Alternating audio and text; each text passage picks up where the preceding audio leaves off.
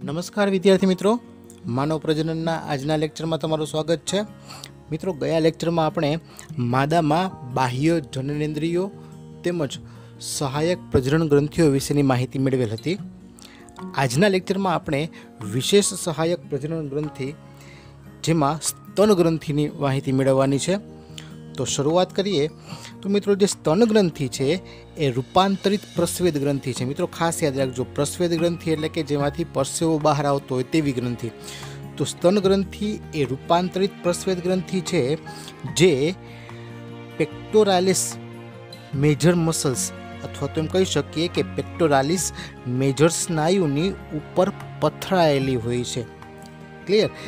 एनो मतलब कि जे पासड़ी पिंजर जे छे के जेना ऊपर चेस्ट वॉल एटले के छातीनी दीवाल अने तेना मसल्स आवेला होय छे, तेनी उपरथी निकळतो आ बाह्य रचनानो भाग जेने आपणे स्तन तरीके ओळखशुं।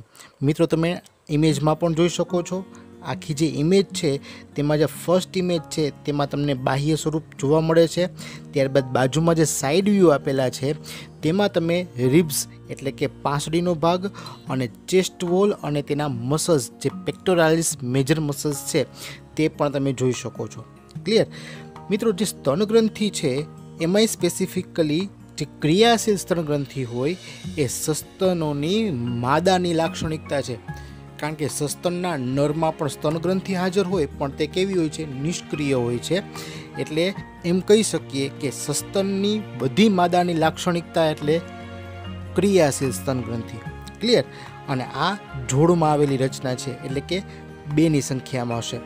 आगळ वात करीए तो स्तन ग्रंथिओ ग्रंथिमय पेशी अने भिन्न मात्रामां चरबी धरावती रचना छे। मित्रों, तमे इमेजमां पण जोई शको छो, घणा मोटा जथ्थामां फेटी टिश्यूज एटले के चरबीनो जथ्थो आवेलो होय छे।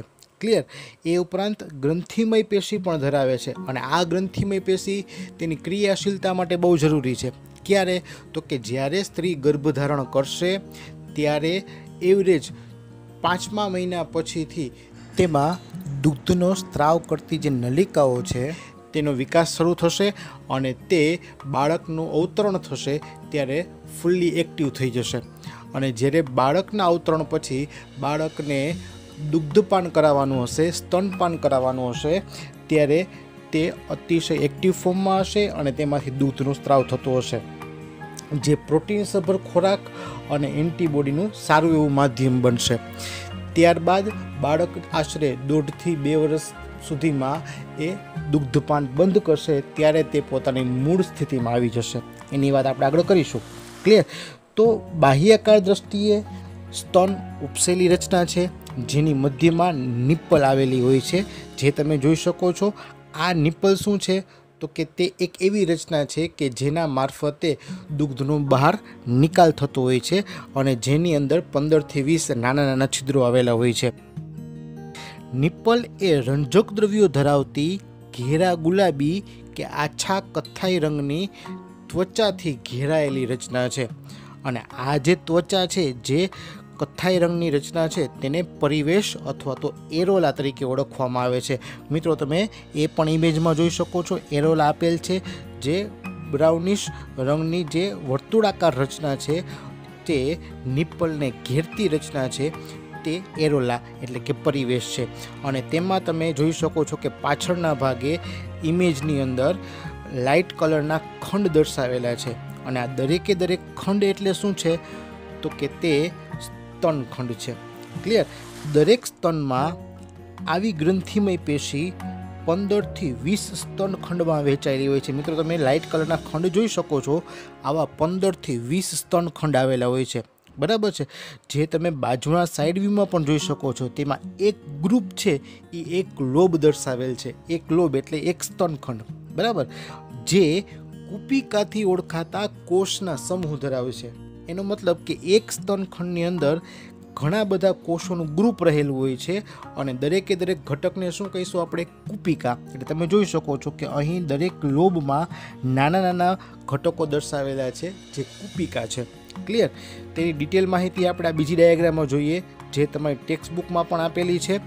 તમે જોઈ શકો છો કે અહીં સૌપ્રથમ ઉપર મેદનો ભાગ, ચરબીનો ભાગ દર્શાવેલ છે, ત્યારબાદ આ એક ખંડ છે, આ બીજો ખંડ, આ ત્રીજો, આ ચોથો, એવી રીતે 15 થી 20 સ્તનખંડ હશે, બરાબર છે.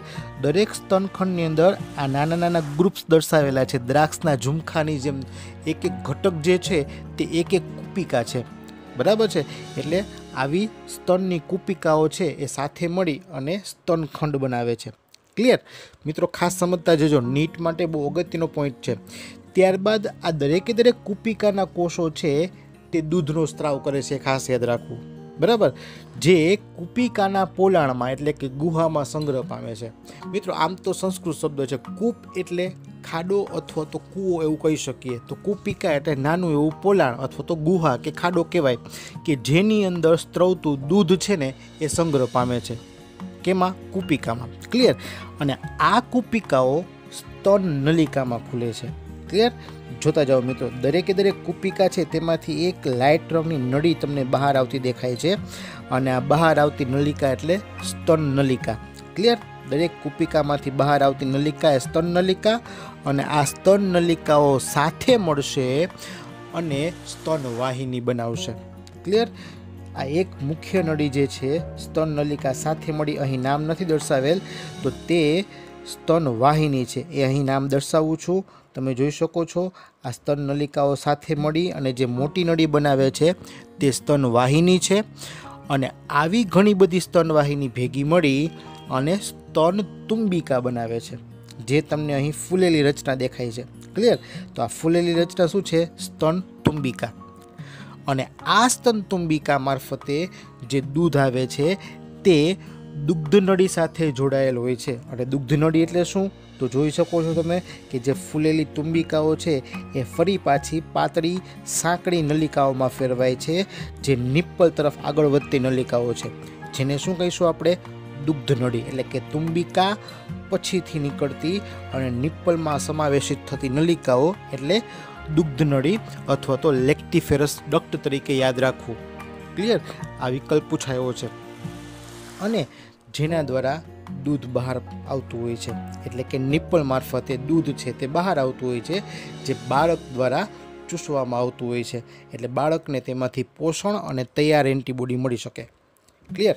મિત્રો અહીં એક ખાસ વાત યાદ રાખવી, ઘણી વખત નીટમાં આ બાબતનો એક પ્રશ્ન પૂછાય છે કે દૂધ ઉત્પન્ન થાય સ્ત્રવે ત્યારથી નિપ્પલ સુધી પહોંચે તો તે નલિકાનો માર્ગ તમારે ખાસ યાદ રાખવાનો થાય.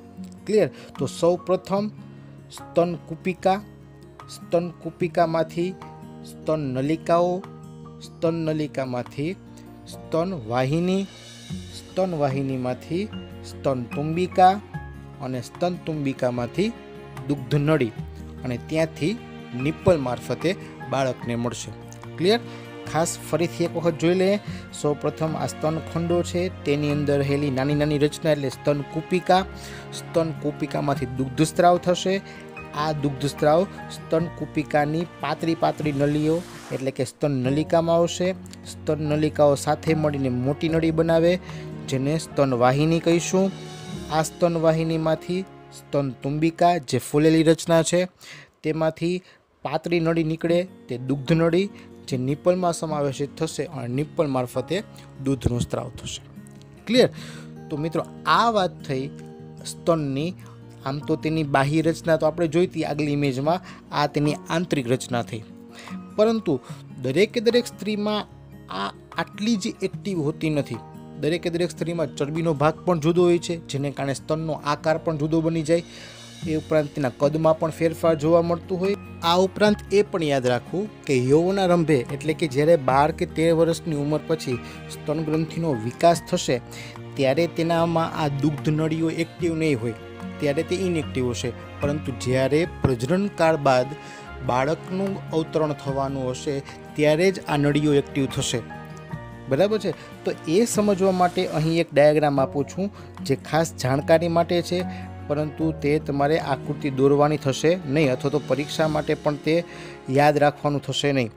મિત્રો તમે જોઈ શકો છો કે અહીં 1 થી 5 નંબર આપેલ છે.